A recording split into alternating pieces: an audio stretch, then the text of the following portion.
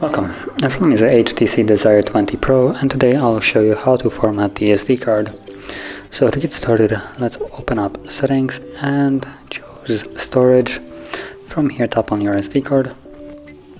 Once it loads it, tap on the three dots and go to Storage Settings, where you will find the option to format. Tap on it and it will give you a message that performing this will remove all the data from the card, and if there is anything that you would like to keep, you might want to back it up beforehand, otherwise you will lose it permanently. But considering you might have done it already or you don't want to, tap on Format SD card and simply wait for the process to finish. Now it's a fairly quick one, it only takes about 10 seconds and it should be right about done. There we go. So click on done and you're finished. And if you found this very helpful, don't forget to hit like, subscribe, and thanks for watching.